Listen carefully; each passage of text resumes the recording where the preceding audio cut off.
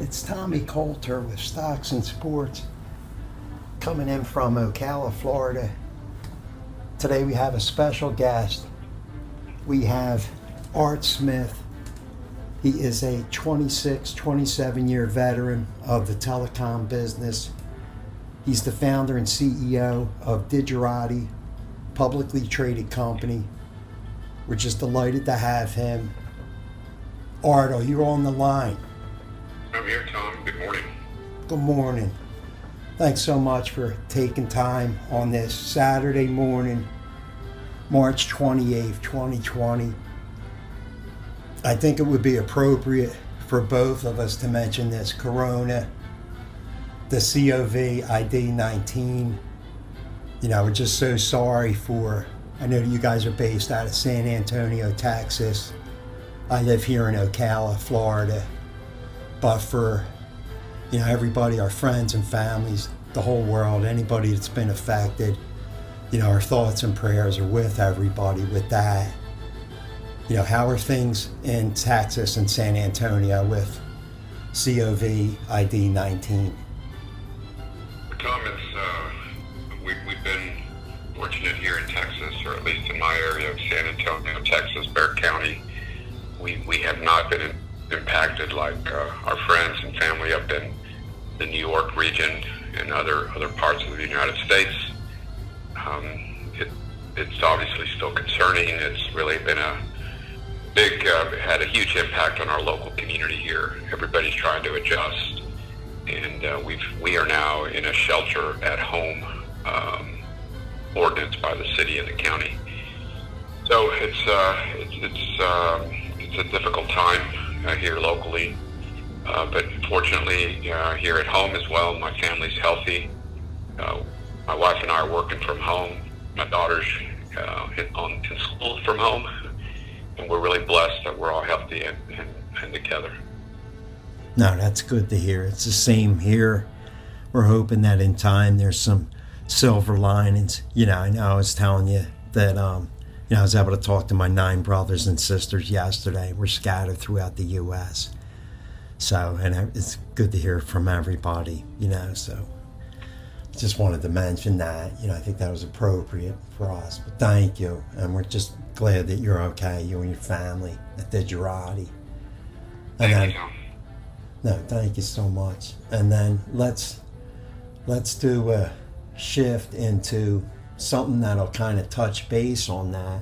I kind of met Craig, the executive chairman, a little bit, and I spoke to him on Monday this week.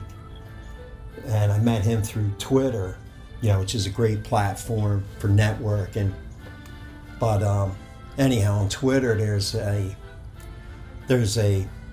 like ad or a tweet that you guys have that you've been running lately, which I really like. It says DTGI provides business solutions to work during this COVID-19 pandemic.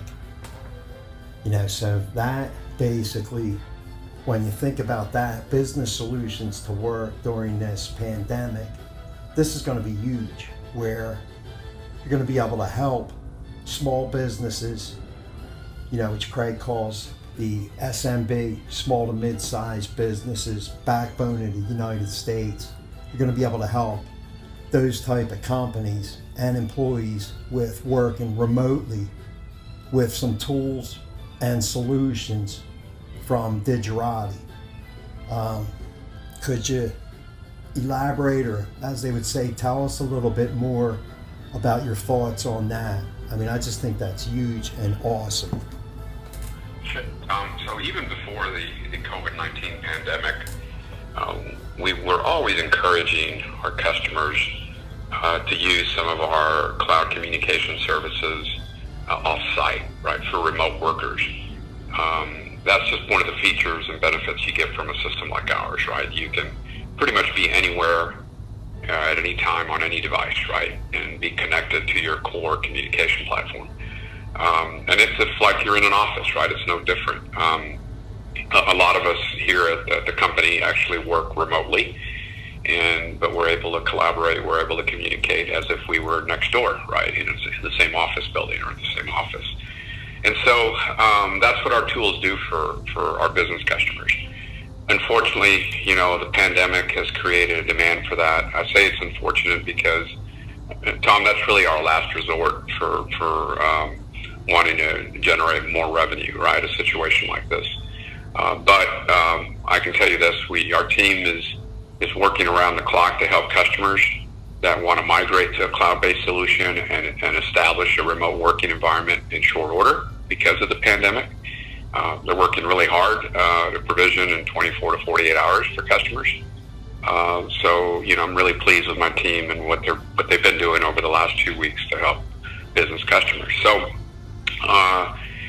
with now the stay-at-home approach from city governments, local governments, and ordinances that require that, many workers need to work from home. They're absolutely required to work from home. So our solution is ideal for that type of an environment for a business, right?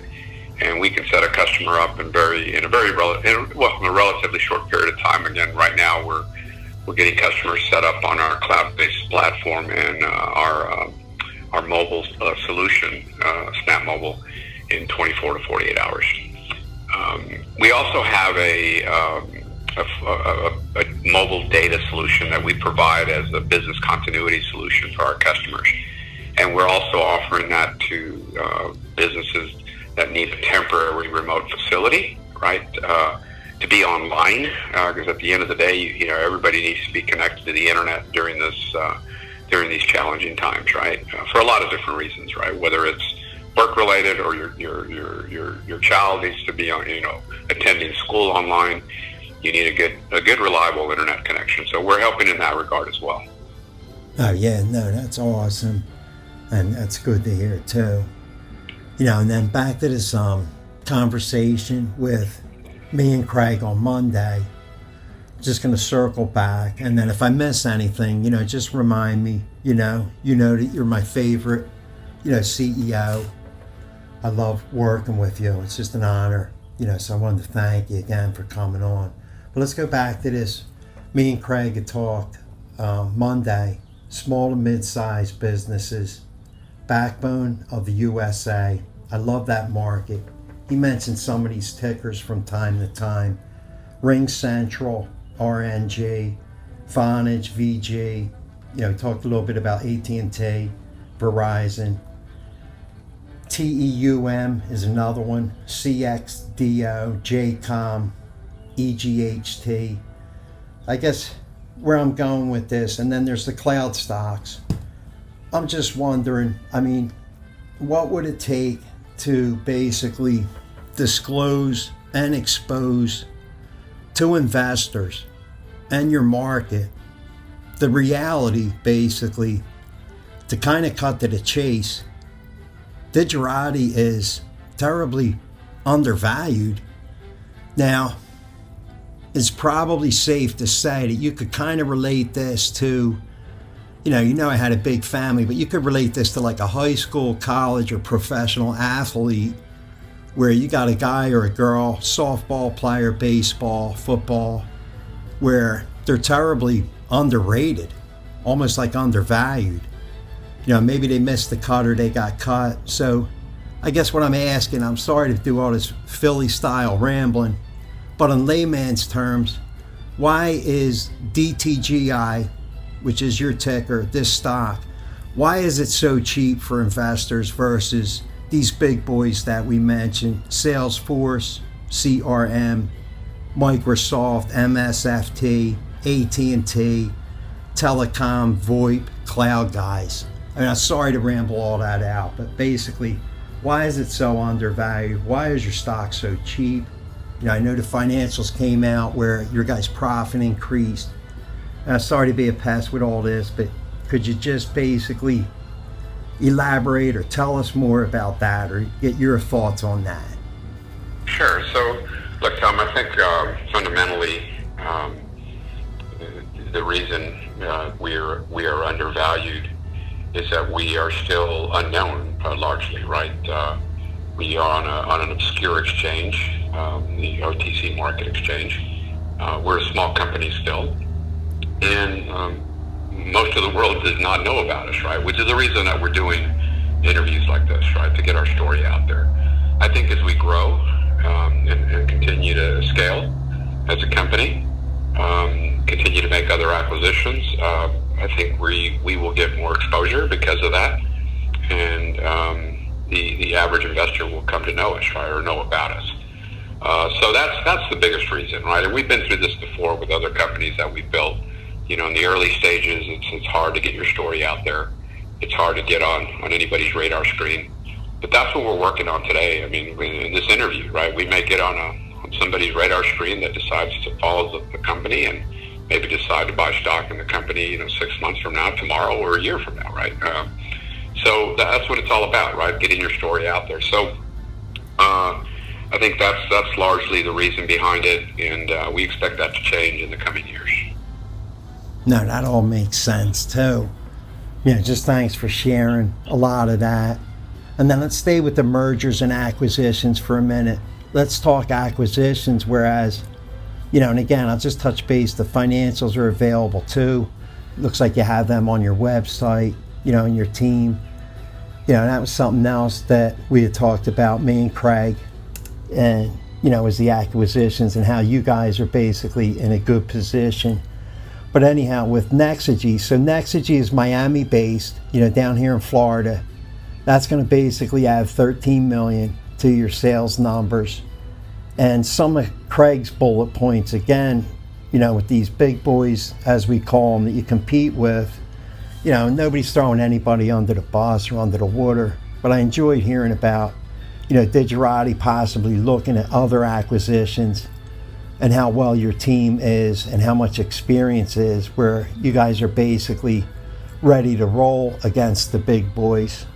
And then I'll just ramble and throw this out there too. So there's a couple points that I guess I'm trying to make here. But last time we talked about the local touch, where you mentioned, Florida and Texas, number 2 and number 4 market, where you guys are passionate about customer service against the big boys and acquisitions, which he mentioned that you might be in a better position than, somebody like an AT&T that may not be able to take an acquisition that you guys can take. And then the customer service, what sets you apart, or what's your niche, or what's your thoughts on all that stuff? And again, I apologize for rambling it out, Philly style like that. Yeah, no problem, Tom. So, look, the companies we're acquiring are regional providers that have excelled at taking care of their customers and building a customer base in a local market or a regional market, right? In the case of Nexigy, which you referenced, it's in South Florida, in the Miami area, but they also have other customers extending up through the Southwest Florida region. So, unlike our larger competitors, right? You mentioned a few of them, RingCentral, 8x8, Vonage Business. They've grown, and they've done a good job of capturing market share, but they really have lost that local touch, right? And that is really important when serving that small to medium-sized business. And that's what we're all about, right? As we grow the company and acquire these local or regional service providers that do what we do and have excelled at taking care of their customers, we're going to stick to that local touch approach, right? And continue to build that customer base in that market. It's a very fragmented market. There's a lot of these service providers nationwide, thousands of them, right? So we feel we're on the right path with this strategy. A lot of these smaller providers that we look to acquire are really too small to attract a larger suitor, right? A larger public company or a larger private equity group. So we think we're on the right path. And again, more importantly, by acquiring these companies, we're really sticking to our business model of local touch and exceptional customer support, customer service. And I wanted to make a note. You indicated that with Nexigy, we're adding about 13 million in revenue. We're actually we're doubling our current revenue, and then we also announced that we have another acquisition under LOI, or under letter of intent. And so between those two transactions, Nexigy and this other acquisition that we can't announce the name yet, we will be right at 15 million, just under 15 million in annualized revenue. Oh, that's awesome. So you basically have in the funnel another acquisition coming, which we respect that. You can't really discuss that right now. Correct. All right, so that's awesome. Great news, with that. It's kind of breaking as well. So it's good to hear a little bit of good news. And then why don't we do this Maroon 5 shift again? And we'll get ready to wrap it up. I'm looking at the clock. I know we didn't want to set a time on this. But once again, I just want to thank you and Craig. It's just an honor. I'm just I get so excited to have you guys, and it's really helping us at Stocks and Sports. We're on Facebook, Instagram TV, and YouTube. Stock Sports Stories is our handle. So I wanted to thank you for that. And then why don't I let you kind of close this out and wrap it up? I wanted to touch base on subsidiaries, which is another part that me and Craig had discussed. T3com.com, and I guess our audience and these investors and everybody, I guess, really didn't realize, I didn't realize how many subsidiaries, that you guys have. Do you want to tell us a little bit more about T3.com and then close out the interview for us? So I'll just end this with my final thoughts, and just, again, Corona, we're going to keep everybody in our thoughts and prayers throughout the world, and just thank you and Craig, and let you take over and just close this interview out with subsidiaries and then close it out. So I'm going to give you the floor, give you the mic, if that's okay. Yeah, that's fine, Tom. As you know, we've talked about it in a few previous interviews. We operate our business as T3 Communications in Texas and in Florida. So T3 Communications is the flagship, right, in terms of the brand. And currently in Texas, we have about 20% of our customer base, and in Florida, we have about 80% under T3 Communications. So that will change with these next acquisitions that I referenced just a few minutes ago. We're actually going to grow significantly in Florida because both Nexagy and our next acquisition under LOI, under letter of intent, they're both in South Florida. But we're going to have significant revenue from that region. So when you go to our website, T3com.com, that is the operating subsidiary of Digerati Technologies, right? So when our customer signs up for services or when we sell a product to an end user, it'll be branded, and it is branded today as T3 Communications. All right, that makes sense. And then I guess the last thing that I was going to mention is, can we do this? Last time we had scheduled St. Patrick's Day with no idea of what was going to happen when I had interviewed you in February. Can we get a commitment for maybe like April, maybe around Easter as a follow-up? Yeah, let's do that. Let's get past this crisis, and hopefully we'll have better things to talk about.